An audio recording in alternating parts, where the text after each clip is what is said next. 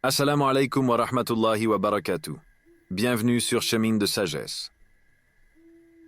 Dans notre parcours spirituel, nous effectuons de nombreux actes d'adoration, que ce soit nos prières, notre jeûne ou notre charité. Mais la question se pose, comment garantir que tous ces efforts soient acceptés par Allah? Ce n'est pas uniquement la qualité apparente de l'acte qui importe, mais l'état de notre cœur et la pureté de notre intention. Certaines habitudes ou comportements peuvent, sans que l'on s'en rende compte, diminuer ou même annuler la valeur de nos dévotions. Aujourd'hui, explorons ensemble 4 attitudes à éviter pour que nos actes soient agréés par Allah.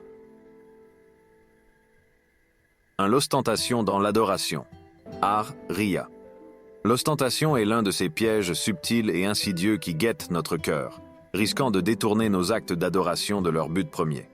En arabe, on parle de Ar Riya, un comportement où l'individu cherche à paraître pieux devant autrui, à se faire admirer pour ses actions religieuses.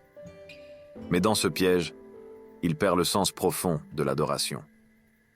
C'est un acte qui, bien qu'apparemment destiné à Allah, se voit partagé entre lui et le regard des autres. Et pourtant, Allah nous appelle à une adoration pure, exclusive, en nous rappelant dans le Saint-Coran, et il leur a été seulement commandé de vouer un culte exclusif à Allah. Surat Al-Bayyina, verset 5. Ce verset est un rappel puissant de la sincérité qu'Allah attend de nous. Prenons un instant pour réfléchir. Pourquoi l'ostentation est-elle si nocive dans notre relation avec Allah? Cela tient au fait que l'adoration est un acte qui, par essence, doit être un lien direct entre le croyant et son Créateur. Un moment d'intimité spirituelle où l'âme se tourne exclusivement vers Allah. Mais lorsqu'on laisse des pensées d'ostentation s'infiltrer dans notre esprit, cela fausse cette relation intime. Ce n'est plus Allah que l'on cherche à satisfaire, mais plutôt les gens. Ce besoin de validation ou d'admiration ternit notre dévotion. L'ostentation. Un polythéisme mineur. Le prophète Muhammad, paix et bénédiction d'Allah sur lui, nous a alertés contre ce fléau spirituel qu'il qualifie de polythéisme mineur. Dans un hadith rapporté par Mahmoud ibn Lubayd, il dit « Ce que je crains le plus pour vous, c'est le polythéisme mineur. » Lorsqu'on lui demanda ce que cela signifiait, il répondit « C'est l'ostentation. » Ce terme de polythéisme mineur peut surprendre, car, en apparence, l'ostentation ne semble pas aussi grave que le polythéisme, shirk. Mais en réalité, en recherchant l'approbation des autres plutôt que celle d'Allah, on introduit une forme d'association dans nos intentions. La sincérité se fragmente et l'adoration perd de son authenticité. Cela nous mène à une question fondamentale. Comment savoir si nous agissons pour Allah ou pour être vus des autres? Il est important de se rappeler que l'ostentation ne se manifeste pas uniquement dans des actions spectaculaires ou publiques. Elle peut être très subtile. Par exemple, lorsqu'on se trouve en prière et que l'on allonge notre récitation parce que d'autres nous observent, c'est déjà une trace d'ostentation. De même, lorsque l'on donne en aumône et que l'on ressent le besoin de le partager sur les réseaux sociaux, il est essentiel de s'interroger. Pourquoi le faisons-nous? Est-ce pour toucher l'âme de ceux qui regardent ou pour recevoir des éloges et des commentaires d'admiration? Cette distinction est cruciale. Les signes d'une intention sincère, l'adoration en secret. Un des moyens les plus sûrs pour protéger la sincérité de notre adoration est de multiplier les actes de dévotion en secret. Cette pratique nous libère du regard d'autrui et nous rappelle que l'essentiel de nos actions ne doit concerner qu'Allah. Le prophète Muhammad, paix sur lui, encourageait les musulmans à accomplir des œuvres de charité ou des prières sans en informer quiconque.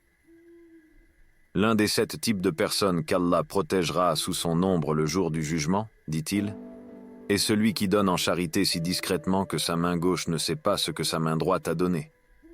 Cette image forte incite à une humilité totale dans nos actions pieuses. Pour cultiver cette sincérité, chacun peut s'entraîner à accomplir des petites bonnes actions sans les annoncer. Cela peut être aussi simple que d'aider discrètement un proche, de prier quelques unités de prière supplémentaires sans en parler, ou de faire des invocations pour quelqu'un sans jamais lui dire. En répétant ces actes dans l'ombre, loin des regards, on apprend à développer un amour sincère pour Allah, qui connaît même les secrets de nos cœurs. Les dangers de l'ostentation. Le jour du jugement. L'ostentation n'affecte pas seulement notre vie présente, elle nous expose également à une grande perte dans l'au-delà. Le prophète, paix et bénédiction sur lui, nous avertit que le jour du jugement, Allah dira à ceux qui ont agi par ostentation: allez vers ceux pour qui vous avez agi dans le bas monde, et voyez si vous trouvez une récompense auprès d'eux. Ce rappel a de quoi nous alerter. Ceux qui cherchaient l'admiration des gens seront privés de récompense d'Allah, car leur acte n'était pas fait pour lui seul. En d'autres termes, une prière prolongée pour paraître pieux aux yeux des autres, ou une aumône partagée pour susciter l'admiration, n'auront aucune valeur ce jour-là, car elles n'étaient pas vouées exclusivement à Allah. Cultiver la pureté de l'intention. Il est donc fondamental de purifier nos intentions en permanence. Avant chaque acte de dévotion, posons-nous une question simple mais cruciale. Est-ce pour Allah ou pour impressionner quelqu'un? Nous pouvons aussi prier Allah de nous aider à être sincères dans nos actions. Il existe une invocation du prophète, souvent récitée pour demander cette sincérité. « Ô Allah, je te demande de m'accorder la sincérité dans mes paroles et mes actions. » En récitant ces mots, nous exprimons notre désir d'une adoration pure et libre de toute ostentation. Par ailleurs, rester conscient des ruses de notre propre âme est essentiel. Notre âme a des penchants subtils pour le désir de reconnaissance. Mais chaque acte de modestie que l'on cultive, chaque geste d'adoration que l'on garde secret, est une victoire contre cette tendance. Nous devenons des adorateurs plus sincères, dont les actes, même les plus humbles, portent un poids immense aux yeux d'Allah. Ainsi, préserver nos intentions pures dans chaque prière, chaque acte de charité, chaque parole bienveillante, nous rapproche d'une dévotion authentique, celle qui ne connaît qu'un seul public, Allah, le Très-Haut. 2. L'importance du respect envers ses parents. Le respect envers les parents n'est pas seulement un acte d'amour ou de gratitude, c'est un acte de dévotion envers Allah. Dans l'islam, honorer nos parents est un pilier essentiel, une exigence spirituelle, au même titre que la prière ou le jeûne. Ce lien sacré entre l'enfant et ses parents est souligné de façon si forte que, dans le Coran, Allah relie directement l'adoration à lui avec la bienveillance envers les parents. Et ton Seigneur a décrété « N'adorez que lui » et marqué de la bonté envers les pères et mères. Sourate Al-Isra, verset 23. Cette obligation de bonté envers eux ne se limite pas aux grandes occasions, mais inclut chaque mot, chaque regard et chaque geste que nous leur adressons. L'importance du respect envers les parents en islam, un acte d'adoration en lui-même. Dans de nombreuses religions et cultures, les parents occupent une place honorable, mais en islam, cette relation est sacrée. Respecter, écouter et prendre soin de ses parents est une forme d'adoration en elle-même. Allah, dans sa sagesse infinie, a façonné cette relation pour qu'elle devienne un chemin direct vers sa satisfaction. En effet, le bienfait que nous procurons à nos parents est en réalité une expression de notre gratitude envers Allah pour le rôle qu'ils ont joué dans notre vie. Le prophète Muhammad, paix et bénédiction d'Allah sur lui, nous rappelle dans un hadith que le respect envers les parents est l'une des œuvres les plus aimées d'Allah. Un compagnon du prophète demanda un jour « Quel est l'acte le plus aimé d'Allah » Le prophète répondit « La prière à son heure, puis la bonté envers les parents. » Cela montre combien le respect et la bienveillance envers les parents sont une priorité aux yeux d'Allah. Ce n'est pas une option ni un choix, mais une responsabilité sacrée. Les conséquences spirituelles de la désobéissance et de l'irrespect. La désobéissance envers les parents est un péché majeur dans l'islam, un acte qui peut annuler nos bonnes actions. En effet, le prophète a souligné que parmi les péchés les plus graves, la désobéissance aux parents figure en première ligne, aux côtés du polythéisme et du meurtre. Pourquoi cela est-il si grave? Parce que blesser ou manquer de respect à nos parents va à l'encontre de cette reconnaissance et de cette gratitude que nous devons manifester envers Allah pour tous les sacrifices qu'ils ont faits pour nous. Il est important de comprendre que ce respect s'étend bien au-delà des mots. Même une expression d'impatience, un soupir de frustration ou un ton de voix irrespectueux peuvent être considérés comme une offense. Dans le Coran, Allah ordonne explicitement « Si l'un d'eux ou tous deux atteignent la vieillesse auprès de toi, alors ne leur dis point « fi » et ne les repousse pas, mais adresse-leur des paroles respectueuses. Sourate Al-Isra, verset 23. Cet ordre divin nous enseigne que chaque interaction avec nos parents, même lorsque nous ressentons de la fatigue ou de l'irritation, doit être marquée par le respect. Des gestes simples pour honorer nos parents. Montrer du respect envers ses parents peut être exprimé de plusieurs façons, parfois même à travers les actions les plus simples. Cela commence par écouter leurs conseils et leurs récits avec attention, même si nous les avons déjà entendus. Leur faire sentir qu'ils sont valorisés, qu'ils ne sont pas mis de côté en raison de leur âge ou de leur fragilité, est un acte de bonté. Souvent, ces petits gestes sont ceux qui touchent le plus profondément le cœur d'un parent. Un autre moyen d'honorer nos parents est de répondre rapidement à leurs besoins. Parfois, il s'agit de gestes concrets, comme les aider dans leurs tâches quotidiennes, leur apporter des médicaments, ou simplement passer du temps avec eux. En islam, chaque service rendu à un parent est une source de bénédiction, même si cela peut sembler être un acte insignifiant. La beauté de ces gestes réside dans la sincérité qui les accompagne. Car en servant nos parents, nous ne faisons que répondre à un appel divin. Les parents âgés, un test de patience et de miséricorde. Lorsque les parents vieillissent, ils peuvent devenir plus dépendants, plus fragiles, et parfois même plus exigeants. C'est dans ces moments-là que la patience et la bienveillance des enfants sont véritablement mises à l'épreuve. Au lieu de les considérer comme un fardeau, il est important de se rappeler que prendre soin d'eux est une épreuve noble et précieuse. Le prophète, paix sur lui, a dit « Qu'il soit humilié, qu'il soit humilié, qu'il soit humilié ». Lorsqu'on lui demanda de qui il parlait, il répondit « Celui qui trouve ses parents âgés auprès de lui et qui ne gagne pas le paradis en les servant ». Ce hadith montre l'énorme opportunité spirituelle que représente le service aux parents, surtout dans leur vieillesse. Demander pardon et multiplier les invocations pour ses parents. Même après leur mort, nos obligations envers nos parents ne s'arrêtent pas. Les invocations en leur faveur sont un moyen de continuer à leur faire du bien. Le prophète Muhammad, paix sur lui, a dit que parmi les œuvres dont la récompense continue après la mort, il y a un enfant pieux qui prie pour ses parents. En demandant à Allah de leur accorder sa miséricorde et de leur pardonner leurs fautes, nous prolongeons notre lien avec eux et nous continuons d'honorer leur mémoire. De plus, si nous avons fait preuve d'irrespect ou si nous avons négligé nos parents par le passé, il n'est jamais trop tard pour corriger nos erreurs. Demander pardon à Allah pour ses manquements et s'engager à changer notre comportement est essentiel. C'est un acte de repentir qui peut ramener la bénédiction dans notre vie et renforcer notre relation avec Allah. 3. Ne pas rappeler les dons ou services rendus. Dans la tradition islamique, la charité est une forme d'adoration essentielle, un moyen de se rapprocher d'Allah tout en soutenant ceux qui en ont besoin. Cependant, pour qu'un acte de charité garde toute sa valeur spirituelle, il doit être fait avec une intention pure et sans aucun désir de reconnaissance. Rappeler les dons ou les services rendus peut diminuer, voire annuler, la récompense de nos actions. Car ce rappel dénature la bienveillance initiale et fait de la charité un moyen d'assujettir l'autre, même inconsciemment. Allah nous adresse un avertissement à ce sujet dans le Coran. Ô vous qui avez cru, n'annulez pas vos aumônes par un rappel de votre générosité ou par quelque tort. Sourate Al-Baqarah, verset 264. La charité sincère, un acte de foi pure. L'islam enseigne que la charité est avant tout un acte de foi, une manière d'exprimer notre gratitude envers Allah en partageant les bienfaits qu'il nous a accordés. C'est un acte d'humilité qui montre notre conscience que tout ce que nous possédons nous a été prêté par Allah. Lorsque nous donnons, nous reconnaissons que cette richesse ne nous appartient pas vraiment et nous l'offrons dans l'espoir d'obtenir la satisfaction divine.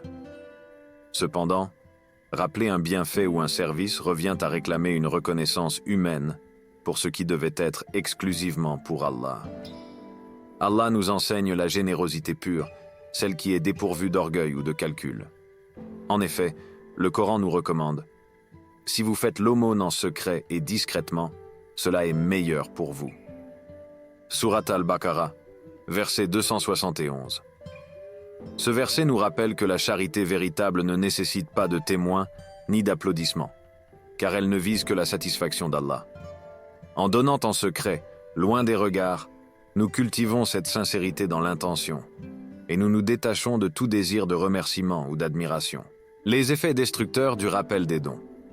Rappeler un don ou un service fait non seulement annule sa récompense, mais cela peut aussi causer des torts profonds à la personne qui reçoit. Lorsqu'on fait un don, on offre plus que de l'argent ou un service. On apporte du réconfort, on soulage une souffrance ou on répond à un besoin. Cependant, rappeler cette aide, même une seule fois, a un effet oppressant sur l'autre, car cela crée un sentiment d'obligation. Il peut se sentir humilié, voire redevable d'une manière inconfortable. En agissant ainsi, nous brisons l'essence de la charité et nous risquons de susciter un sentiment de ressentiment plutôt que de gratitude. En effet, celui qui reçoit une aide ne devrait jamais se sentir diminué ni écrasé par la générosité de l'autre. Au contraire, la charité en islam vise à élever les deux parties. Le donateur se rapproche d'Allah par sa bonté, et celui qui reçoit peut trouver du réconfort sans craindre de devoir rendre ce qu'il a reçu. En nous rappelant que l'acte de charité est avant tout un acte d'adoration, nous comprenons qu'il ne doit jamais être souillé par des rappels ou des reproches. L'exemple du prophète Muhammad dans la charité discrète. Le prophète Muhammad, paix et bénédiction sur lui, nous a laissé de nombreux exemples de charité discrète. Il encourageait ses compagnons à donner sans que leur main gauche ne sache ce que leur main droite donnait, une image puissante de la discrétion et de l'humilité dans la générosité. Il leur rappelait également que le jour du jugement, l'une des personnes protégées sous l'ombre d'Allah sera celle qui a donné en secret, avec une sincérité complète. Cela montre à quel point la discrétion est un critère clé pour que la charité soit acceptée et aimée d'Allah. Le prophète, paix sur lui, a aussi souligné que ce n'est pas la quantité qui compte, mais bien l'intention et la manière de donner. Une petite somme, donnée avec un cœur pur et une intention sincère, est plus précieuse aux yeux d'Allah qu'une grande somme donnée avec ostentation ou suivie de rappels et de reproches. Ainsi, la valeur de la charité ne se mesure pas en termes matériels, mais en fonction de la pureté de l'intention et de l'effort pour la garder secrète. La tentation du rappel et comment y résister. Nous vivons dans une époque où il est facile de se laisser tenter par le besoin de reconnaissance. Parfois, on peut ressentir le désir de rappeler un don, même subtilement, pour être reconnu comme généreux. Cela peut se manifester de différentes façons. En mentionnant un don dans une conversation, en racontant des anecdotes d'aide apportée, ou en partageant ses actions sur les réseaux sociaux. Ces tentations sont naturelles, mais il est crucial de s'en détacher et de préserver la sincérité de nos dons. Pour cela, il peut être utile de cultiver la modestie et de toujours se rappeler que la charité véritable ne recherche aucune compensation humaine. Chaque fois qu'on est tenté de rappeler un bienfait, on peut se rappeler cette parole du prophète. Celui qui recherche les éloges des gens dans ce monde n'aura pas de récompense auprès d'Allah dans l'au-delà. Cet avertissement devrait nous encourager à veiller sur nos intentions et à éviter de briser la sincérité de nos actions par des rappels inutiles. Le secret d'une charité qui élève. La charité, lorsqu'elle est faite sincèrement et discrètement, ne bénéficie pas seulement à celui qui reçoit, mais aussi à celui qui donne. Elle élève spirituellement, elle rapproche d'Allah, et elle purifie le cœur des passions égoïstes. En nous habituant à donner en secret, nous ressentons une satisfaction intérieure, celle de savoir qu'Allah est le seul témoin de notre acte. Cette satisfaction est bien plus précieuse que les éloges éphémères des gens, car elle est empreinte d'une connexion authentique avec notre Créateur. Les bienfaits de la charité discrète sont nombreux. Elle est une source de bénédiction dans notre vie. Elle apaise les cœurs et elle devient une lumière pour le croyant dans ce monde et dans l'au-delà. Donner sans attendre en retour, même pas un mot de reconnaissance, est un acte de foi en Allah et en sa promesse. Car en vérité, Allah seul est le véritable dispensateur de bienfaits. 4. L'acceptation et la foi en Al-Qadar, le destin. La croyance en Al-Qadar, ou le destin, est un des fondements majeurs de la foi en islam. C'est une croyance qui nous enseigne l'humilité et nous rappelle que toute chose, qu'elle nous semble favorable ou éprouvante, relève de la volonté d'Allah. Allah est le créateur de toutes choses, et sa connaissance et sa sagesse sont infinies. Dans le hadith de Jibril, le prophète Muhammad, paix et bénédiction sur lui, décrit le destin comme l'un des 6 piliers de la foi, aux côtés de la croyance en Allah, en ses anges, en ses livres, en ses messagers et en le jour du jugement. Ainsi, croire en Al-Qadar, c'est accepter que tout ce qui se produit dans notre vie est décrété par Allah et que tout a un but précis, même si notre compréhension humaine est limitée. Al-Qadar, une preuve de l'omniscience et de la sagesse d'Allah. L'acceptation du destin repose sur la reconnaissance de l'omniscience d'Allah. En tant qu'êtres humains, notre savoir est limité, nos perspectives souvent restreintes aux réalités visibles. En revanche, Allah, lui, connaît tout, voit tout, et est conscient de chaque détail de l'univers. Ce que nous percevons comme un mal peut parfois être un bienfait caché, un enseignement que nous ne comprenons qu'avec le recul. Dans le Coran, Allah nous dit « Il se peut que vous détestiez une chose alors qu'elle est un bien pour vous, et il se peut que vous aimiez une chose alors qu'elle est un mal pour vous. Allah sait, tandis que vous ne savez pas. » Sourate Al-Baqarah, verset 216. Ce verset est un rappel puissant de notre faible compréhension face à la sagesse d'Allah. Dans cette perspective, Al-Qadar devient une source de réconfort. Savoir qu'Allah contrôle tout et que chaque événement est une partie d'un plan divin nous libère de l'angoisse et des inquiétudes excessives. En croyant en sa sagesse infinie, nous nous rappelons que, même au cœur de la difficulté, Allah a placé un bienfait caché pour ceux qui savent patienter et garder la foi. Accepter le destin même en période d'épreuve. Accepter Al-Qadar est plus facile lorsque tout semble bien aller. Cependant, la véritable épreuve de cette croyance se manifeste lorsque nous traversons des moments de souffrance ou de perte. Le décès d'un proche, la maladie, les échecs ou les déceptions sont autant de situations qui testent notre foi en le destin. À ces moments-là, notre cœur est tenté de se révolter, de douter ou de s'interroger. Pourquoi moi? Pourtant, le prophète Muhammad, paix et bénédiction sur lui, nous enseigne que les épreuves sont des formes de purification et des occasions de rapprochement avec Allah. Il a dit « Aucun mal n'atteint un croyant sans qu'Allah ne lui pardonne des péchés en raison de cette épreuve, même pour une simple piqûre d'épine. » Ce hadith nous montre que toute difficulté a un sens profond et que chaque souffrance subie avec patience peut être une source de pardon et de récompense dans l'au-delà. La patience et la soumission, des vertus essentielles face au destin. La patience, ou sabre, est l'une des plus grandes qualités que l'islam encourage à développer. Accepter Al-Qadar sans rébellion intérieure, même dans la difficulté, est un acte de foi profonde. Allah aime ceux qui font preuve de patience, et il promet à ceux qui gardent espoir et foi dans ses décrets une grande récompense. Dans le Coran, Allah dit « En vérité, la récompense des endurants sera donnée sans compter. » Sourate Az-Zumar, verset 10. Ainsi, chaque moment de patience face à une épreuve nous rapproche d'Allah et nous offre une récompense qui dépasse notre imagination. La soumission à Al-Qadar ne signifie pas que l'on doit être passif ou résigné. L'islam nous enseigne aussi à faire des efforts et à rechercher des solutions aux problèmes que nous rencontrons. Croire en Al-Qadar signifie accepter que, malgré nos efforts, le résultat final appartient à Allah.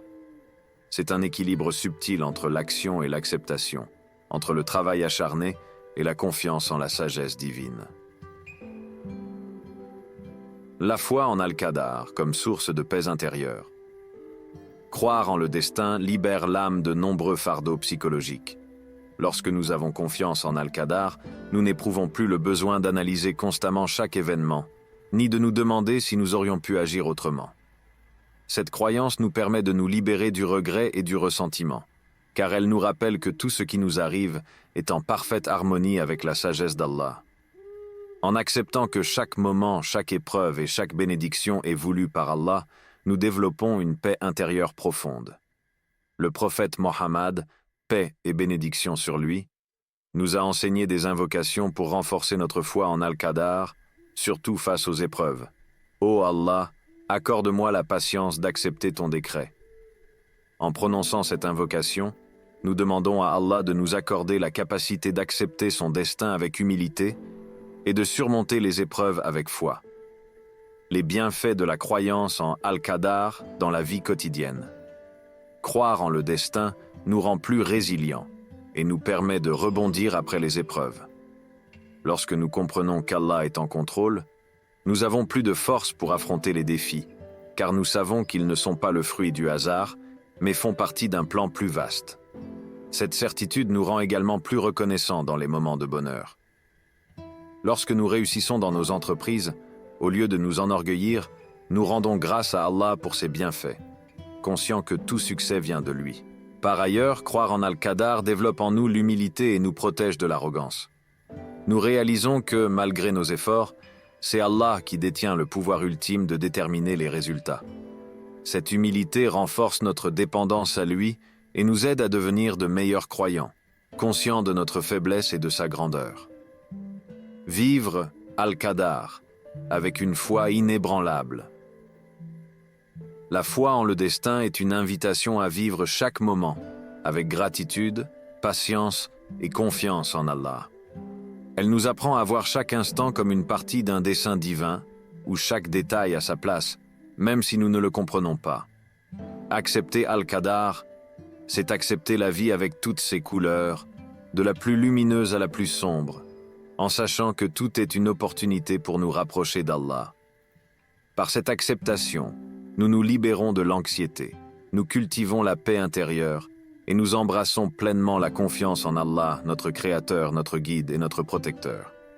Chers frères et sœurs, à travers ce voyage spirituel, nous avons exploré les pièges subtils qui menacent la sincérité de nos actes de dévotion. L'ostentation, le manque de respect envers nos parents, le rappel de nos bienfaits et le refus d'accepter Al-Qadar. Ces comportements ne sont pas de simples erreurs, mais des obstacles profonds qui peuvent priver nos actions de leur lumière et de leur récompense auprès d'Allah. Mais en comprenant et en évitant ces pièges, nous nous rapprochons de cette adoration pure et sincère qu'Allah aime et qui ouvre les portes de sa miséricorde. Souvenons-nous que la clé de toute dévotion réside dans un cœur sincère et un esprit humble, tourné exclusivement vers Allah. Nous ne prions pas pour être vus, nous ne donnons pas pour être applaudis, et nous ne cherchons pas le paradis par vanité. Nous faisons tout cela pour Allah en espérant sa satisfaction et sa miséricorde. Alors, cultivons la pureté de nos intentions, renforçons notre lien avec lui et marchons sur ce chemin avec foi et sérénité. Que nos prières, nos actes de charité, notre respect envers nos parents et notre soumission à son destin nous rapprochent de lui. Puisse Allah accepter nos œuvres, purifier nos intentions et nous guider dans sa lumière. Amin. Si cette vidéo vous a inspiré, partagez-la autour de vous pour que nous soyons tous guidés vers une dévotion sincère et une foi solide. Qu'Allah nous bénisse et nous accorde sa paix infinie.